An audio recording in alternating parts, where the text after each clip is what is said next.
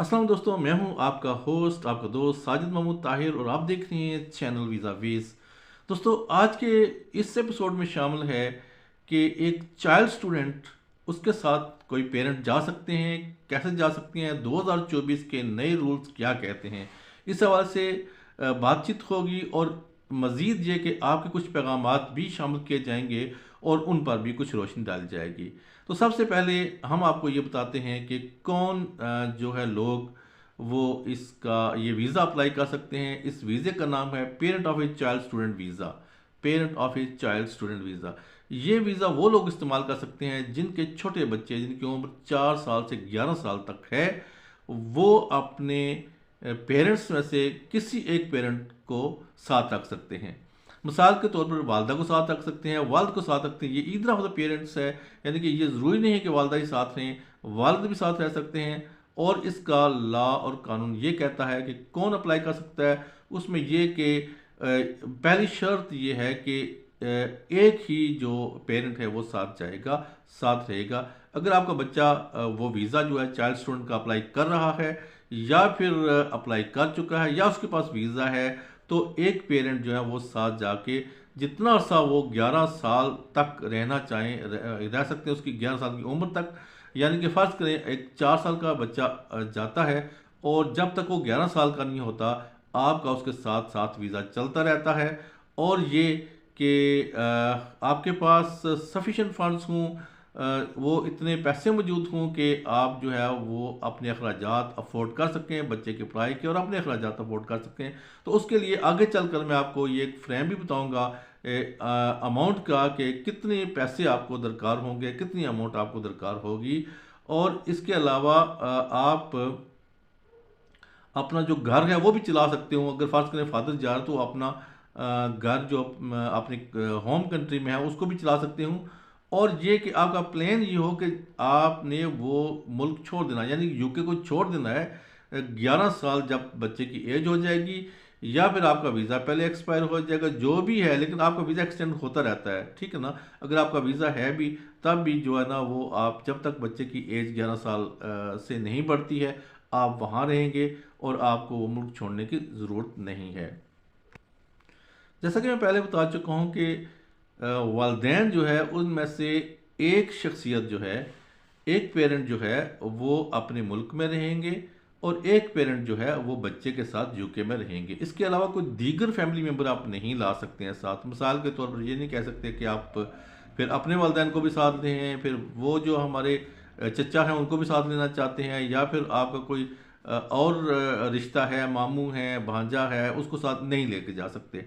हाँ, एक चीज़ है कि ये जो बच्चा आपका वहाँ पे स्टडी कर रहा है, उसके बहन भाइयों में से अगर आप मज़ीद लेके जाना चाहें तो वो लेके जा सकते हैं, उनकी पढ़ाई भी वहाँ पे करा सकते हैं।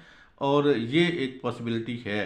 अलबत्ता दोनों शख्सियात जो हैं, मतलब वालिद और वालिद दोनों नहीं रह सकते।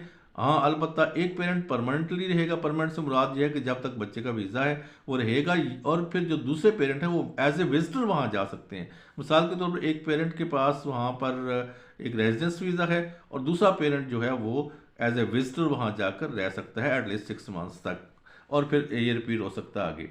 अगला सवाल ये है कि आप कितना अर्सा वहाँ रह सकते हैं। देखिए, पहले तो बात ये है कि जब तक आपका बच्चा 12 साल का नहीं होता, आप वहाँ रह सकते हैं। इसके अलावा अगर आप रिक्वायरमेंट्स पूरी करते हैं तो आपका वीज़ा एक्सटेंड होता रहेगा, आपका वीज़ा बढ़ता रहेगा और आप वहाँ पर रह सकते हैं। लेकिन जब आपका बच्चा 12 साल का हो जाता है, बड़ा हो जाता है, तो फिर ये भी पॉसिबल है कि वो इलादा से बोर्डिंग में चला जाए और आप अपनी कंट्री वापस आ जाएं। वो उसमें फिर इंडिपेंडेंटली रह सकता है। अगला सवाल ये है कि हाँ, ये बड़ा इंपॉर्टेंट बात है कि आपका जो वीज़ा है, फ़र्ज़ करें आपके पास 3 साल का वीज़ा है, 4 साल का है, तो आप उस वीज़े पे कर क्या सकते हैं और क्या नहीं कर सकते हैं। सबसे पहले मैं आपको ये बता दूं कि आप क्या नहीं कर सकते हैं उस वीज़े पे। पहली बात यह है कि आप वहाँ पे कोई भी पेड वर्क नहीं कर सकेंगे, यानी कि इस वीज़े पर आप वहाँ पर पेड वर्क लीगली नहीं कर सकेंगे। आप इस वीज़े पर स्टडी भी नहीं कर सकेंगे। आप इस वीज़े पर जो बिज़नेस भी स्टार्ट नहीं कर सकेंगे। और ये कि इसको एक घर नहीं बनाएंगे यूके को। और दूसरा ये कि इसके अलावा कि कोई भी पब्लिक फ़ंड क्लेम नहीं कर सकेंगे और ना ही स्टेट पेंशन क्लेम कर सकेंगे। और अपनी दीगर फैमिली मेम्बर मैं तो पहले ही बता चुका हूँ कि वो भी साथ नहीं लेके जा सकेंगे, और इस वीज़े को किसी दूसरे वीज़े में स्विच भी नहीं किया जा सकता। ताहम चूँकि आपने हेल्थ इंश्योरेंस पे की हुई है, इसलिए आपको हेल्थ बेनिफिट्स जो हैं वो ज़रूर मिलेंगे। तो आगे क्वेश्चन है कि मनी यू नीड, आपको पैसा कितना दरकार है। तो इसमें मैं आपको बताता हूँ कि आपने एप्लीकेशन की फ़ी पे करनी है, उसके अलावा आपने हेल्थ सरचार्ज पे करना है, और इसके अलावा आपके पास इतने सफिशेंट फंड्स हों कि आप जब तक आपका बच्चा और आप यूके में हैं अपने आप को सपोर्ट कर सकें। वीज़ा एप्लीकेशन जो फ़ी है वो है 637 पाउंड स्टर्लिंग, और हेल्थ सरचार्ज जो है वो 1 साल का होता है 1035। ये आपको रिपीट करना पड़ेगा, हर साल आपको 1035 पाउंड जो है वो पे करने पड़ेंगे हेल्थ सरचार्ज के मद में। इसके अलावा जनाब जो नेशनल हेल्थ सर्विसेज हैं उससे आप बेनिफिट ले सकेंगे। और अगर मैं अच्छी बात की तरफ बोलूँ तो ये है कि आपके जो फंड्स जो आपने शो करने हैं, जो आपने बैंक स्टेटमेंट शो करनी है, वो बहुत ही ज़बरदस्त है। मिसाल के तौर पर अगर आपने शो करने हैं अपने अखराजात, तो वो आपके 1 माह के 1560 पाउंड होने चाहिए। 9 मंथ एटलीस्ट आपने शो करने हैं, यानी कि 9 मंथ के जो 1560 पाउंड जो बनते हैं 9 महीने के, वो 14,040 पाउंड बनते हैं। अगर आपके पास 14,040 पाउंड सेविंग में पड़े हुए हैं, बैंक स्टेटमेंट में मौजूद हैं, तो फिर आपको 1 साल का वीज़ा इशू हो जाएगा। बेशक ये 9 मंथ के एक्सपेंसेस हैं, लेकिन आपको जो वीज़ा इशू होगा 1 ईयर या अबाव मोर देन 1 ईयर होगा। ठीक है, तो इसमें ये बड़ी अच्छी बात है कि आपको एक स्पेसिफिक अमाउंट जो है वो पता चल गई है कितनी शो करनी है, और इसके अलावा जो जो हेल्थ सरचार्ज है वो आपने इकट्ठा पे नहीं करना है, वो हर ईयर आपने पे करना है। ये भी आपके लिए सहूलत है। और अगर आप दूसरा चाइल्ड साथ लेके जाना चाहते हैं तो दूसरे चाइल्ड के लिए ये कि आपको 625 पाउंड जो है वो पर मंथ आपको एक्सेसिवली एक्स्ट्रा जो है वो शो करने पड़ेंगे 9 मंथ के लिए, वो भी सेम इसी प्रोसीजर के तहत, और आप दूसरा बच्चा भी आपने साथ रख सकते हैं। इसमें आखिरी बात जो है जी कि आपने क्या क्या डॉक्यूमेंट्स प्रेजेंट करने हैं, उनमें मैं आपको बताता चलूँ कि आपका करंट पासपोर्ट जो है वो वैलिड होना चाहिए, और इसके अलावा आपके पास जो फंड्स हैं, अमाउंट है, वो किसी भी फाइनेंशियल इंस्टीट्यूट से, गवर्नमेंट के किसी अदारे से, यानी कि कोई बैंक स्टेटमेंट हो, कोई सर्टिफिकेट्स हो, कुछ ऐसी चीज़ हो, वो आपके पास मौजूद होनी चाहिए जिससे शो हो सके कि आपके पास जो सफिशिएंट फंड्स हैं वो मौजूद हैं। और एटलीस्ट 12 मंथ जो है वो आपका वीज़ा होगा, और ये साबित भी करना है आपने कि आप अपने मुल्क में परमानेंटली वहाँ पर रह रहे हैं। ठीक है, और फिर यही है, और इससे ज़्यादा कुछ नहीं। मज़ीद ये कि अगर ज़रूरत पड़ी तो फिर आपका टीबी टेस्ट भी रिक्वायर किया जा सकता है। तो हम बढ़ते हैं आपके कुछ पैगामात की तरफ। रोमा वकास कहते हैं जी कि अगर यूके से कोई अपना बंदा स्पॉन्सर करता है तो फिर क्या उस पर वीज़ा 100% लग जाता है, और अगर वीज़ा लग जाए और ट्रैवल किया जाए यूके का, और फिर वहाँ पर ओवर स्टे हो जाए बंदा, तो क्या जो स्पॉन्सर है उस पर कोई एक्शन आता है? तो जनाब सबसे पहले आर वकास मैं आपको ये कहना चाहता हूँ कि जो स्पॉन्सर है वो अश्योरेंस नहीं है वीज़े की। स्पॉन्सर तो ये है कि जो आपका प्रोपोज्ड विजिट है, जो आपने ये तय किया कि आपने विजिट पे जाना है, अपने फैमिली मेम्बर को मिलने के लिए जाना है, तो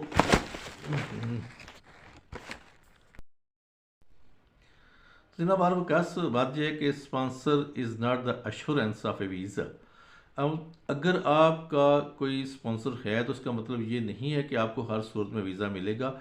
स्पॉन्सर का मतलब ये है कि एक ऐसी शख्सियत जो आपका फैमिली मेम्बर है, जो आपका दोस्त है, जो आपका फैमिली फ्रेंड है, जो आपकी कंपनी है, जो भी आपका होस्ट है वहाँ पे, वो आपका बर्डन शेयर कर रहे हैं, वो आपका फाइनेंशियल जो बर्डन है उसको शेयर कर रहे हैं, वो आपसे उतार रहे हैं। मिसाल के तौर पर अगर आप पर्सनली वहाँ जाना चाहेंगे एज ए विजिटर या एज ए टूरिस्ट, तो आपको वहाँ के होटल के एक्सपेंस बर्दाश्त करना पड़ेंगे, खाने पीने के अखराजात बर्दाश्त करना पड़ेंगे, ट्रैवलिंग के अखराजात बर्दाश्त करना पड़ेंगे। तो ये सारे अखराजात जो वहाँ के हैं, ये जो आपका स्पॉन्सर है वो ले लेता है। तो इस तरह जो आपके होने वाले अखराजात हैं वो बचत हो जाती है, और इस तरह से ये स्पॉन्सर का इतना ही फ़ायदा है। इसके अलावा दूसरा जो एम्बेसी या होम ऑफिस या यूके वीआई देखती है वो ये देखती है कि आप अपने होम कंट्री में कितने कंफर्टेबल हैं, कितने इस्टेब्लिश्ड हैं, कितने अच्छी तरह से रह रहे हैं। तो वो उस बुनियाद पर ये आपके वीज़े का फ़ैसला होता है। चूँकि अगर आप वहाँ पे सेटल्ड हैं और एम्बेसी या होम ऑफिस या डिसीजन मेकर जो है वो ये समझता है कि ये बंदा वापस चला जाएगा, तो फिर आपको वीज़ा जारी कर देंगे। अगला सवाल आपका ये था कि जिस बंदे ने स्पॉन्सर किया और आप वहाँ पे जाके वो ब्रीच कर देते हैं वीज़ा कंडीशंस, आप ओवरस्टे हो जाते हैं या आप कहीं पे एब्सकॉन्डर हो जाते हैं, गायब हो जाते हैं, तो फिर क्या वो जो स्पॉन्सर है उस पर कोई हर्फ आता है? जी बिल्कुल नहीं, स्पॉन्सर पे यूके लॉ के अंदर कोई हर्फ नहीं आता है। हाँ, अलबत्ता एक बात है कि स्पॉन्सर ज़्यादा अहमियत रखता है अगर आपका इमीडिएट फैमिली मेम्बर हो। इमीडिएट फैमिली मेम्बर में मियाँ बीवी आते हैं, आपके और आपके स्पाउस के सिबलिंग्स आते हैं, बहन भाई आते हैं, आपके और आपके स्पाउस के पेरेंट्स आते हैं। ये जो ट्री है, फैमिली ट्री, इसके अंदर आने वाले स्पॉन्सर का जो है वो ज़्यादा अहमियत होती है, क्योंकि फैमिली को मिलने के लिए, जाने के लिए लॉ ये कहता है कि आपके पास कोई पैसा भी ना हो, आप लोन लेके भी फैमिली मेम्बर को मिलने के लिए जा सकते हैं, जिसके लिए आपने जस्टिफिकेशन भर देना होती है। अच्छा, आगे ये एक सवाल है, मैसे दबरा, आई डोंट नो मैं सही प्रोनाउंसिएशन कर रहा हूँ या नहीं कर रहा हूँ। ये कहते हैं हांगकांग के लिए एक सवाल है इनका, सर मैं एक ट्रांसजेंडर के साथ जाऊँ और बोलूँ कि इसको हमारी सोसाइटी एक्सेप्ट नहीं कर सकती, तो क्या उस बेस पर असाइलम मिल सकता है, और अगर मिल सकता है तो कितने टाइम में मिल जाएगा, प्लीज़ बताना। अच्छा, अगर आपने असाइलम जो है वो हांगकांग में करनी, ये रीज़न तो बहरहाल इट्स ओके, ये ठीक है, इसमें कोई मसला नहीं है। ये दुनिया में कहीं भी इस बेस पे आप जाकर स्टे ले सकते हैं। तो बात यह है कि हांगकांग में अगर आपने स्टे लेनी है तो आपको स्टे ये सोचें कि आपको मिल जाएगी, इम्पॉसिबल है। वहाँ पे 1% तक ही वो देते हैं आपको स्टे, और पता नहीं वो कौन कौन सी ऐसी चीज़ें घुमा फिरा के देख के चेक करके देते हैं। लेकिन ये जो सूरत है हांगकांग इनिशियली आपको एक डॉक्यूमेंट इशू कर देता है। जैसे ही आप अप्लाई करते हैं ना कि आपको उस मुल्क में पनाह चाहिए, तो वो आपको एक डॉक्यूमेंट दे देता है।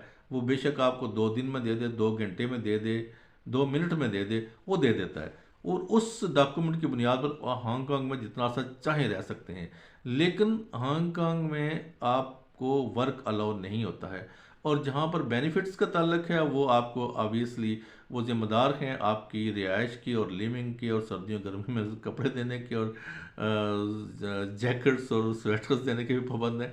और ये चीज़ें तो बहरहाल हैं, लेकिन लीगली आप वहाँ पे काम नहीं कर सकते। साल साल से लोग बैठे हुए, 17-17-18 साल, मैं ऐसे लोगों को मिला हूँ जो बिल्कुल ऐन मरकज़ में 17-18 साल से बैठे हुए हैं, लेकिन उनके लिए उनका केस फाइनलाइज नहीं हो रहा है और उनको जो है वो सेटलमेंट नहीं दी जा रही है। आगे हैं जनाब हरपाल। हरपाल कहते हैं जी कि मैं इंडिया से हूँ, मैरिड हूँ, अगर मैं कनाडा एयरपोर्ट जाकर असाइलम ले लूँ तो उसके बाद अपनी वाइफ को बुला सकता हूँ? जब आप असाइलम लेते हैं तो आपका अप्लाई करते हैं तो आपका स्टेटस होता है असाइलम सीकर। दौरान जब आपका केस चल रहा है और आपके केस पे फैसला नहीं हुआ, उसमें चाहे 5 साल गुजर जाते हैं, 2 साल गुजर जाते हैं, साल गुजर जाता है, अगर आपका डिसीजन नहीं आता है तो फिर आप उस वक्त तक असाइलम सीकर रहते हैं। तो असाइलम सीकर जो है वो अपनी फैमिली को नहीं बुला सकता। लेकिन अगर फैसला जो है वो आपके हक में हो जाता है, आपके फेवर में हो जाता है, तो आपको मिलता है रिफ्यूजी स्टेटस। जब आपको रिफ्यूजी स्टेटस मिल जाता है तो फिर आपकी फैमिली मेम्बर वहाँ पे बुलाए जा सकते हैं। अगर आप वहाँ पे वर्किंग हैं तो ठीक है, बुला सकते हैं, नहीं तो फिर आपको वर्किंग नहीं है तो आपकी जो गवर्नमेंट है वही वो आपकी फैमिली मेम्बर को वहाँ पर ले जाती है। अली हमजा कहते हैं सर मुझे तुर्की का वीज़ा चाहिए, उसमें कितने कास्ट आती है? देखिए, तुर्की के वीज़े के लिए कास्ट तो वही होती है जो जनरली फीस वगैरह होती हैं। और ये कोई प्रोडक्ट नहीं है कि शेल्फ में लगी हुई एक चीज़ है और आप कहें कि इसके कितने पैसे हैं जनाब, ये जो परफ्यूम की बाटल है ये कितने की है, ये जो शेविंग का सामान है ये कितने का है। ऐसा बिल्कुल भी नहीं है। आपको क्वालिफाई करना पड़ता है उस वीज़े के लिए, और उसके कुछ लवाजमात होते हैं, उसकी कुछ रिक्वायरमेंट्स होती हैं। आपकी वो बैंक स्टेटमेंट देखते हैं कि आपकी वो पिछले 6 माह में या 3 माह में जो आपकी बैंक स्टेटमेंट है वो किस तरह फ़्लो कर रही है, आप नुकसान में जा रहे हैं या आप फ़ायदे में जा रहे हैं। आपका इनकम टैक्स देखा जाता है कि आप टैक्स पेयर हैं नहीं हैं। इसके अलावा जो भी वो रिक्वायरमेंट्स होती हैं उनमें आपके वैक्सीनेशंस वगैरह देखते हैं। और इसके अलावा आपने जो प्लान किया ट्रिप, उसमें आपका होटल बुकिंग है हुई है नहीं हुई है, टिकट बुकिंग हुई है, और उसके एस्टिमेटेड अखराजात क्या हैं, आप अखराजात मीट कर सकते हैं नहीं कर सकते हैं, और आपने वहाँ जाके करना क्या है, आपका पर्पज़ ऑफ द विज़िट क्या है, आपने कौन कौन सी जगह देखनी है, ये सारी डिटेल जो है वो आपकी एप्लीकेशन में होंगी। और फिर आपका वीज़ा जो है अप्लाई होगा। और उसके बावजूद ये सारी चीज़ें होने के बावजूद वीज़ा ऑफिसर को ये इख्तियार हासिल है कि वो आपका वीज़ा इशू करे या रिजेक्ट कर ले। तो जनाब यही थी आज की जो एपिसोड, थोड़ी सी लंबी हो गई है। आपके टाइम का शुक्रिया, thank you so much. Allah निगहबान।